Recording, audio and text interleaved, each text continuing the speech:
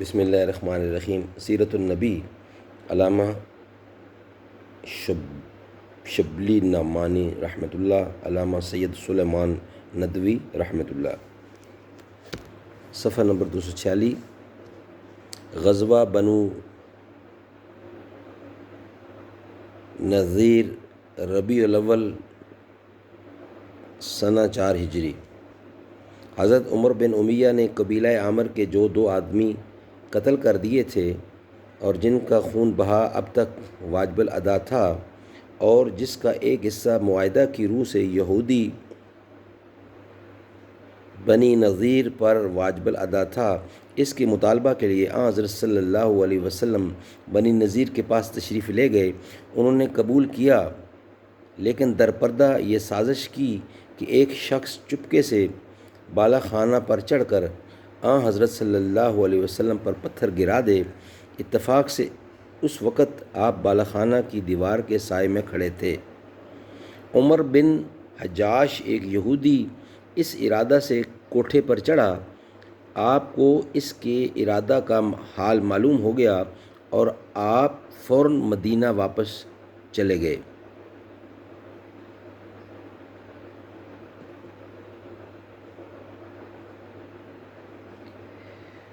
اوپر گزر چکا ہے کہ قریش نے بنو نذیر کو کہا بھیجا تھا کہ محمد صلی اللہ علیہ وسلم کو قتل کر دو، ورنہ ہم خود آ کر تمہاری بھی استحصال کر دیں گے۔ بنو نذیر پہلے سے اسلام کے دشمن تھے۔ قریش کے پیغام نے ان کو اور زیادہ آمادہ کیا۔ بنو نذیر نے حضرت صلی اللہ علیہ وسلم سے حضرت صلی اللہ علیہ وسلم کے پاس پیغام بھیجا کہ آپ 30 آدمیوں کو لے کر آئیں، ہم بھی اپنے احبار کو لے کر آئیں گے۔ آپ کا کلام سن کر اگر ہمارے احبار آپ کی تصدیق کریں گے تو ہم کو بھی کچھ عذر نہ ہوگا۔ چونکہ وہ بغاوت کی تیاری کر چکے تھے، آپ نے کہلا بنو نذیر سے حضرت صلی اللہ علیہ وسلم نے دیت کے متعلق جو گفتگو کی، اس کی 2 تشریح کی گئی ہیں۔ ایک تشریح وہ ہے جس کو مصنف نے اختیار فرمایا ہے۔ دوسری تشریح یہ ہے کہ حضور صلی اللہ علیہ وسلم نے بنو نذیر سے جو گفتگو فرمائی تھی، اس کا حاصل یہ ہے کہ قبیلہ عامر کو دیت کس طرح ادا کی جائے اور ان کے یہاں دیت کا دستور کیا ہے۔ بنو نذیر اور قبیلہ عامر کے باہم تعلقات اچھے تھے، اس لیے ان سے اس مسئلہ میں گفتگو کریں قیاس بھی ہے۔ یہ روایت ابن ہشام وغیرہ میں مذکور ہے۔ زرقانی نے موسیٰ بن عقبہ کی مغازی سے، جو صحیح ترین مغازی ہے، یہ عبارت نقل کی ہے، یعنی ان لوگوں نے قریش سے درپردہ سازش کر کے ان کو آمادہ جنگ کیا اور ان کو مخفی مواقع بتلائے۔ آپ نے کہلا بھیجا کہ جب تک تم ایک معاہدہ نہ لکھ دو میں تم پر اعتبار نہیں کر سکتا، لیکن وہ اس پر راضی نہ ہوئے۔ آپ یہود بن قریظہ کے پاس تشریف لے گئے اور ان سے تجدید معاہدہ کی درخواست کی۔ انہوں نے تعمیل کی۔ بنو نذیر کے لیے یہ نذیر موجود تھی کہ آپ کے برادران دینی نے معاہدہ لکھ دیا ہے، لیکن وہ کسی طرح معاہدہ کرنے پر راضی نہ ہو۔ میں تعجب ہے کہ ارباب سیرت ابو داؤد کی اس روایت سے بالکل بے خبر ہیں۔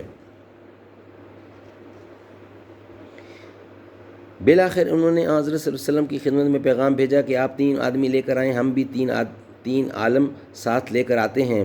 یہ علماء اگر آپ پر ایمان لائیں گے تو ہم بھی لائیں گے۔ آپ نے منظور فرمایا، لیکن راہ میں آپ کو ایک صحیح ذریعے سے معلوم ہوا کہ یہود تلواریں باندھ کر تیار ہیں کہ جب آپ تشریف لائیں تو آپ کو قتل کر دیں۔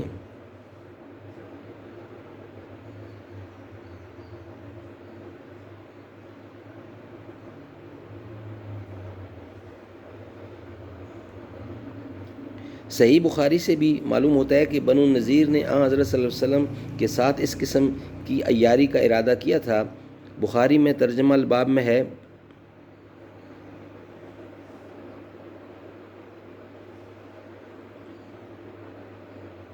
بنو نذیر کی سرکشی کے مختلف اسباب تھے۔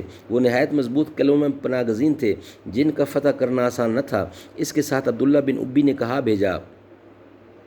بھیجا تھا کہ تم اطاعت نہ کرنا، بنو قریظہ تمہارا ساتھ دیں گے اور میں 2000 آدمی لے کر تمہاری عیانت کروں گا۔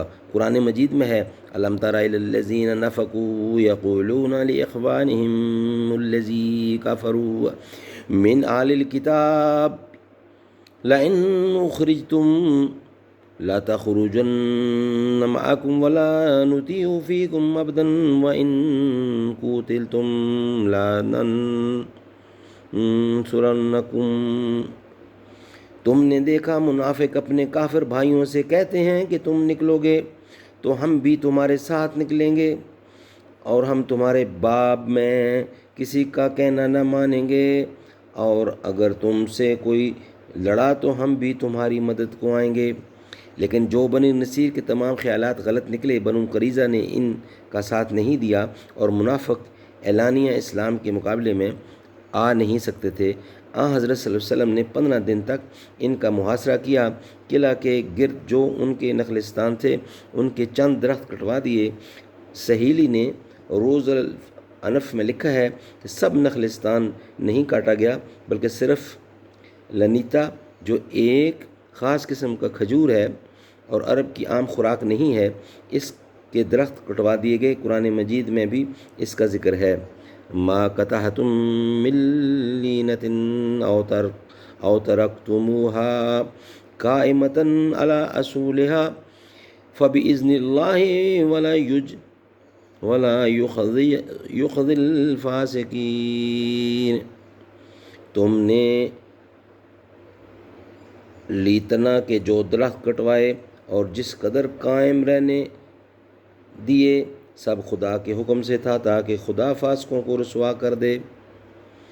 ممکن ہے کہ درختوں کے جھنڈے سے کمین گاہ کا کام لیا جاتا ہو، اس لیے وہ صاف کرا دیے گئے کہ محاصرہ میں کوئی چیز حائل نہ ہو۔